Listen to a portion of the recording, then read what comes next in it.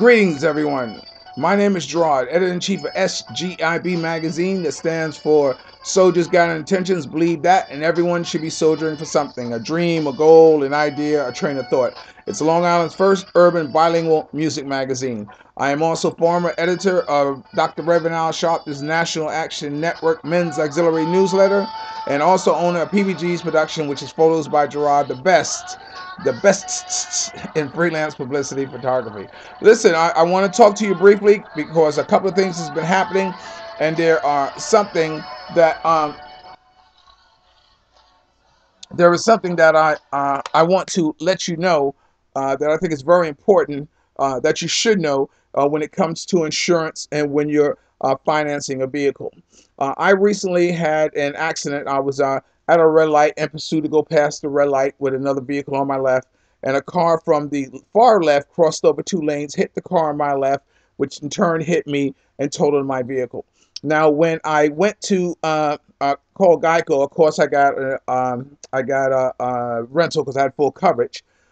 And once the car was totaled, they told me that I was no longer eligible for rental because when you total your vehicle, you only have 72 hours of car rental, and which I thought was it wasn't until one of the operators told me I had full coverage, where it showed that I had up to $1,500 reimbursement and also a 30-day car rental.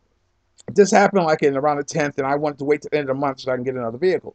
And so what happened was that they were beginning to deny me the use of a rental car. So I kind of like said to them, I said, don't you think that's kind of backwards? That if anyone should be entitled to 30 days is someone who totaled their car, because making a major purchase like buying a vehicle is not something you can do within 72 hours. And besides, they said the only time you get that 30 days when your car is being repaired. So I start thinking and saying that, there isn't a car on the road today that takes 30 days to repair.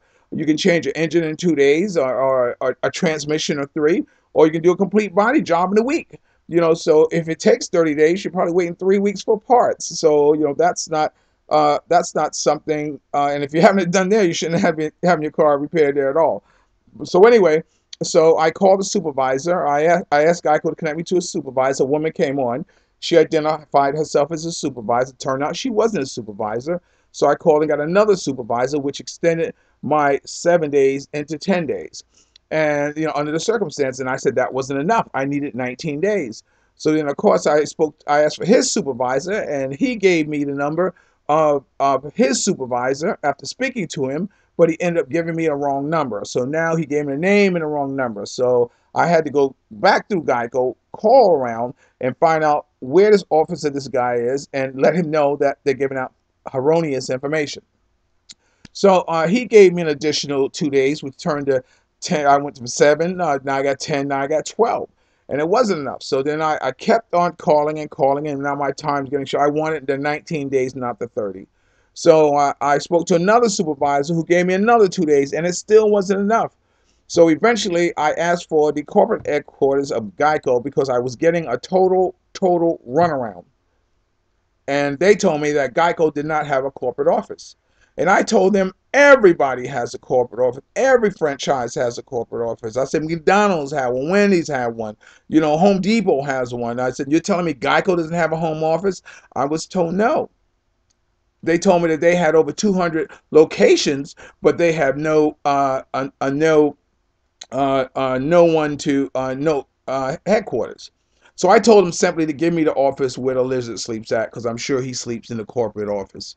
So anyway, I went online and got the corporate office, and they gave me back around to the same adjuster. And I told them, I said, look, this was the next day to turn the car in. I told them, look, if this matter does not get resolved tonight, tomorrow morning I would drive this vehicle to Maryland, and I will go to the corporate office, and someone will extend my policy for the 19 days, because this is fraudulent what you're doing. You have on my policy that says I have 30-day car rental of $1,500 reimbursement, and you're denying me that? I said, no. You're telling me that I totaled my car and all I have is 2 days of rental? I said, that's ridiculous. So anyway, so lo and behold, that night, I did get a call from someone in GEICO who granted me my 19 days. So I was very fortunate to be able, and it just goes to show you that, you know, if you're persistent, if you're right, you know, things can get done. You just hang on in there and your change will come, as Reverend Al Sharpton would say. But you know what? That was just the tipping of the iceberg. It turned out for my car being totaled that they only gave me 6,000 for it. I had owed 8,000 on the vehicle, so that means after they pay up to 6,000, I'm still obligated to the finance company for the remainder 2,000 and something. I thought that was unheard of, but they told me that I did not have the gap insurance. I said no one offered me the gap insurance. They said, well, it was signed here. You checked the box saying you didn't want it. I said, wait a minute. No one explained to me about a gap insurance. I said, I'm an intelligent person. I think that if they gave me an option of taking out a policy that if my car was totaled, that the remainder of the finances that are owed on the vehicle would be covered, I would not hesitate in taking that. So number one, I want you to listen to me that if you're financing a vehicle, make sure you take out the gap insurance.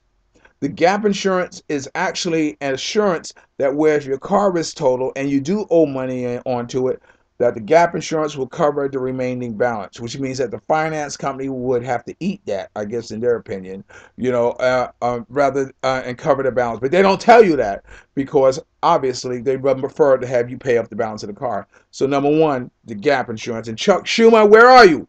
You should be looking at this policy to make sure every vehicle after a certain year that whereas the vehicle is going to end up being less than the amount of what's owed on it should be covered for that. And also there's another policy that you need to be aware of. It's called the umbrella policy.